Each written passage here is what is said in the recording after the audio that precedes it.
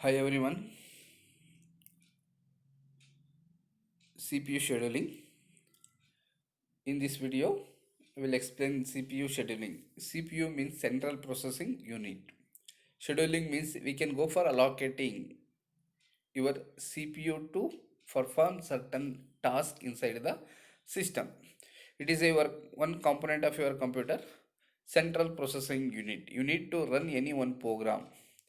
We need to allocate a process, means one process to your CPU. Once it is allocating, then it will be performing and producing the output. See see there are many concepts, many algorithms we are adopted to allocate the CPU based on the throughput of your system, means turnover time, response time, waiting time, everything based on that, which is the best algorithm to allocate the programs, either process to your CPU to execute. So which is the best when we are using the less time to execute, waiting time. See, more means fast response time, less response time. See, that is only the best scheduling algorithm. See, that is only in this. See, concept mainly what is scheduler? Scheduler means allocating your CPU. See, allocating the CPU to the process. We call it that is a scheduler. Schedulers can be divided in three types: long-term scheduler, mid-term scheduler, and short-term scheduler. Then what is a long term? What is a mid term? What is a short term? For example, already you know that state transition diagram: new, ready, run, and execute, either waiting state. See, new, ready, run, and execute. Either already one process is running, it will be in waiting state. See, already short term means, see, already program is there in your system, just it is ready to run. No need to compile that one, that is called a short term. Ready to run. Directly is ready, run, and execute. We call it a short term. Midterm means, so already your program is in waiting state. Then once again after your CPU, when the CPU is free, that time it will come to the ready, then run and execute. It is in the waiting state. Waiting, ready, run and execute is called a midterm scheduler. What is long term scheduler? You are creating program, then we compiled, then it will ready, then run, then it will be producing the output, is called a long term scheduler. Means short term, mid term, long term. It is ready to, we directly we allocate, that is short term. It is in the queue, then it will be allocating, then it will go for executing, that is called a mid term. You are creating, then ready, then it will be run, then execute, is called a long term. Scheduling criteria, there are many criteria: the waiting time, response time, then turnover time. Based on that, it will go for scheduling algorithms. First come first serve, shortage jobs first, then priority scheduling, round robin scheduling. See, based on that, we can go for applying the concept. What are the main objectives? See here, there are multi-programming programs inside the system. When you can go for allocating the multi-programs based on the scheduling algorithms, we can go for allocating the your CPU. Either first come first serve means which is the arriving time is first, that will be allocating the first. To introduce the CPU scheduling, the basis on multi-programming operating system. Describe the various CPU scheduling algorithms, then evaluating the criteria of selecting the CPU scheduling algorithm for particular systems. According to the situation, which scheduling algorithm is best, that scheduling algorithm only we can go for allocating and running the program. See, that is only the main objectives. Then, see, operating system manage the collection of processes. It is, if a system is more process, the one CPU or more process with fewer, the CPU is dividing the CPU time among the different processes. Then this is called a CPU scheduling. Means we can allocating in according to the timing of availability of your CPU. Once it is available, we can go for allocating and running the programs. That is only the CPU scheduling. Means we can go for schedule the one process to the your CPU to run and performing and producing the output. See, that is only the CPU scheduling. See here, then see concepts. Maximum CPU utilization obtains with multi-programming. OS can make a computer more productive by switching the CPU among the process. Main objective is some process running at all the times. See, then CPU Input output burst cycle, process execution consisting the cycle of CPU execution and input output. CPU burst distribution means how much time CPU is available for running the programs. Each and every process is how much time is required to execute that one. Based on that, multi programs means the number of programs we can allocate the CPU when it is free. Based on that, we can go for allocating the CPU. Then see here, then selecting the process among the process is ready queue. Then allocates the CPU to one of them. The queue may be ordered in various way. Means that is only the queue, which is the first that will be allocating first. Based on that, which is in the queue that will be allocating. It is ready, then it will go for allocating. CPU scheduling decision may be takes when the process switches for running to waiting state, switch for running to ready state, switch for waiting to ready state or terminating. See, that is only new, ready, run and execute. So it will be switching means connecting. It is running to ready waiting state. Means sometimes already one process is working, either it is applying the purity, that time it is stop that one, it will come to the waiting state. Run to ready state means it is in running to ready, waiting to ready and terminating. The scheduler under 1 and 4 is non-permittable, sometimes primitive and non-primitive. What is primitive? Primitive means sometimes already process is running, sometime another one process you need to run, say that time we can stop that one, will give allow to another one process to run, say that time we call it that is a primitive. Non-primitive means once you are allocated, after finishing that one only it is terminating, it is not take away from the CPU. So primitive means we take away from the CPU to process, then we can give give the permission to another one process to run inside the system. That is only the primitive. See, non-primitive means we can't take away from the CPU. Once you are allocated, after finishing your task, then only it is terminating. Once you are running state, any process is running state itself, we can't take away that process. See, that is only the non-primitive. Primitive means if you are running, then also we can take away from that, then we'll allow to another one process to run, that is called a primitive scheduling. See, that is only primitive. Non-primitive, see dispatcher. See, dispatcher is the module give control to the CPU. The process is selected by the short-term scheduler. Switching the context, switching to the user mode, jump the proper location to user program to restart the program. Dispatch the latchy, the time taken from the dispatcher to stop one process and start another process. See here, what is the dispatcher means? Main thing. What is switching? Context switching. We call it that is a context switching. For example, one process is already running. You need to allow the another one process. That time the process is 50% is completed. Just we can stop that 50%. Then we allow to another one process. We can permit to another one process to perform and complete the task. Then once again, when we restart this process, it start with 50. See, that mechanism is called a context switching. The context switching will be connecting where you are stopped, there only it will be started. That is only the context switching. See, that is only switching to the user mode, then jump the proper location, then it will be running. Then for example, that process will be 5 units means already 2.5 is over, then it will be continuing the 2.5. Fast the any one movie what you are watching, then we can go for connected to another one. Where you are fast, there only it will be connected and for following the task is called a dispatch latchy. Then see here criteria. There are many criteria. CPU utilization. How much time we are busy with that CPU means, for example, 24/7. Either it is 18 hours.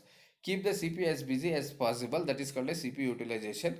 Throughput. The throughput means the process of completing for execution for unit. Means how much time taken to execute that one is called a throughput. Turnover. When you are finishing that process, that is called a turnover time.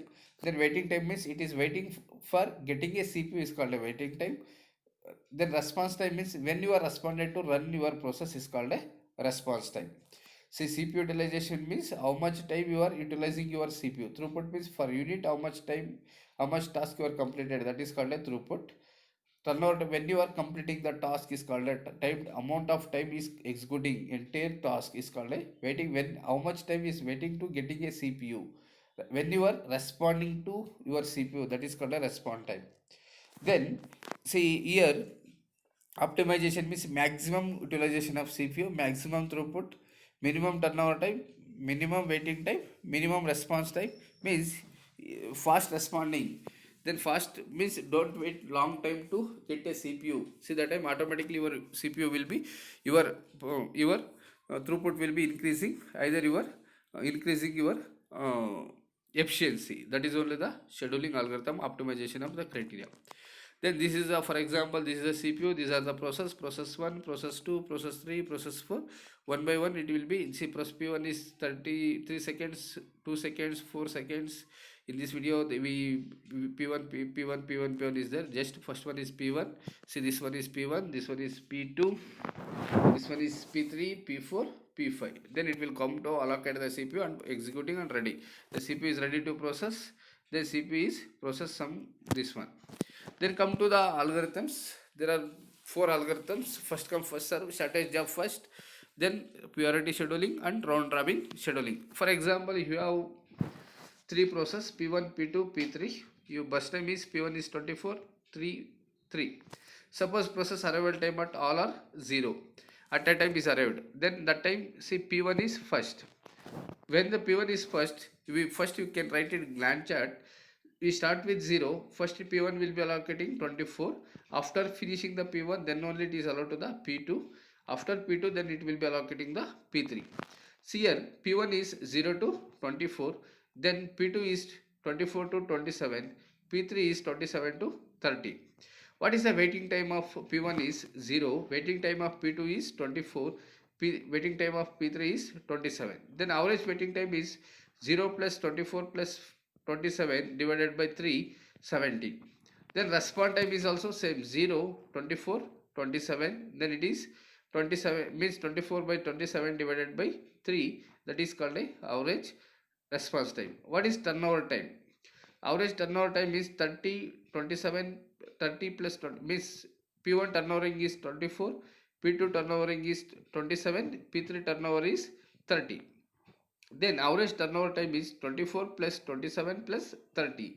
So that is only the average turnover means 24 plus 27 plus 30 divided by 3.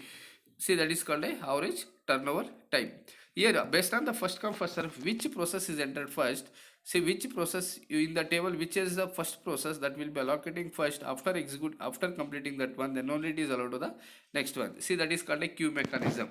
First in first out. Say like that, first come first serve scheduling algorithm. Which is the first, that one. See here, first one is 24, second one is 3, but it is waiting for 24 units of time. After completing 24 units of time, it will be go for next 3. See, that is only one major drawback of this one, first come first serve. For example, first one is 100, second one is 1 unit. For 1 unit sake, it will be waiting for the 100 units of time. That is only the drawback of first come first serve. Then next, shortage job first. See, for example, shortage job in the table, arrival time is same. See here, for example, take this process table. The bus time is 6873, which is a smallest. 3 P4 is a small. The next is P1, next is P3, then P8. See, that is only the Gantt chart. First it will go for P1 0 to 3, then P4 0 to 3. Next is 6, then P1 3 to 9, then P3 9 to 16, then P2 16 to 24. So average waiting time is P1 is waiting for the 3, P2 is waiting for 16, P3 is waiting for 9, P4 is waiting for 0 divided by 7. Same like turnover time.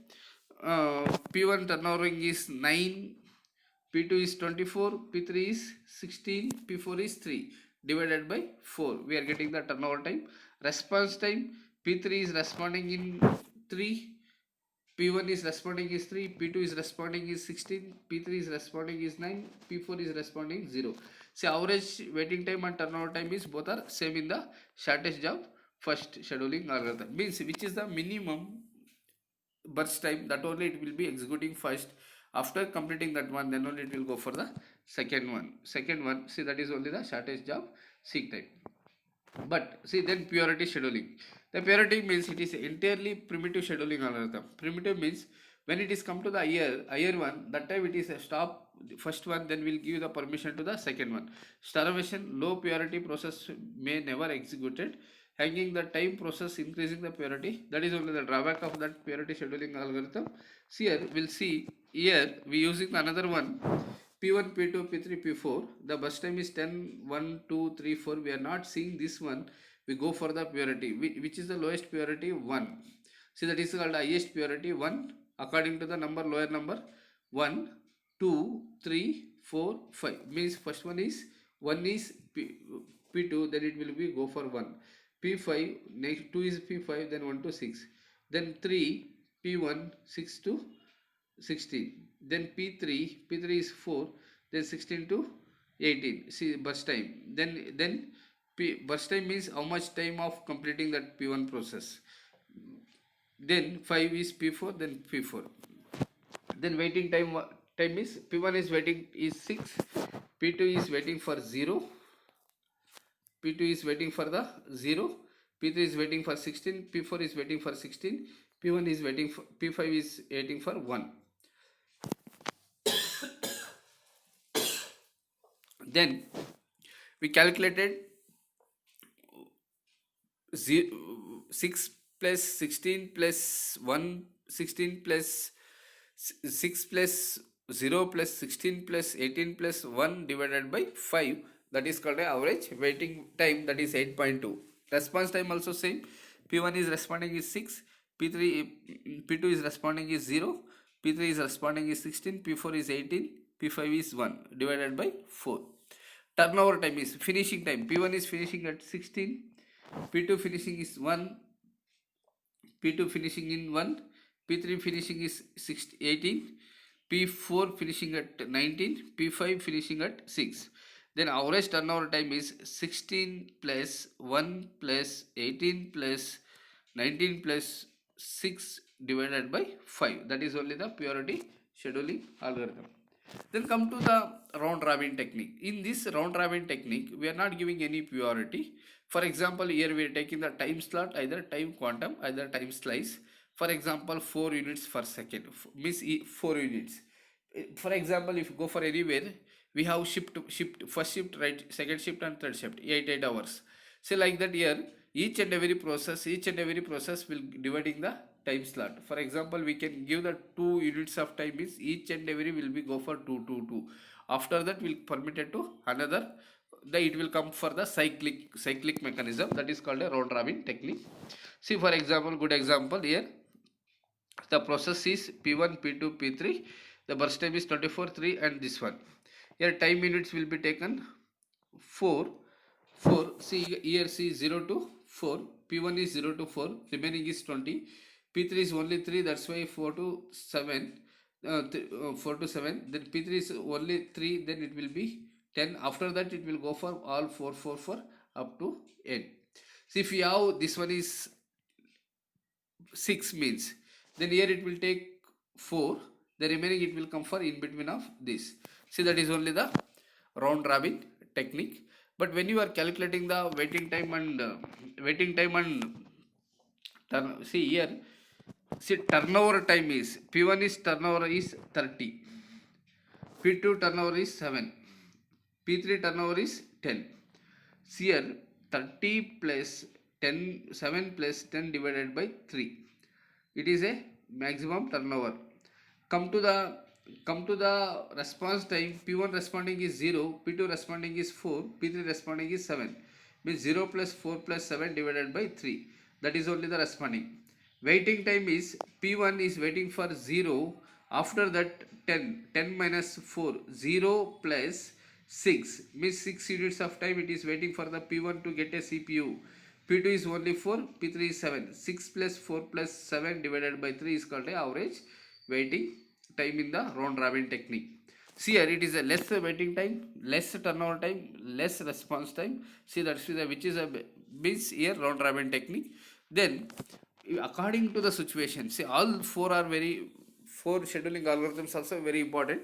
The first come first serve. In the certain situation we apply the queue concept. That time we apply the first come, which is the first, that only executed first. Then shortage of first means you have group of process. That time which is the shortage, that will be executing the first. Priority scheduling, according to the certain situations we apply the priority. Based on that priority, we can go for executing the first. Round robin technique, we can give the equal priority to all the process. See, that time we can we can permit it to the time slot. Based on the time slot, we can go for executing each and everything of that process. That is only the round robin technique. See, one more thing, if you have any doubt in this, we can pass the query in the comment box. See, if you like this video, subscribe my channel. Thank you.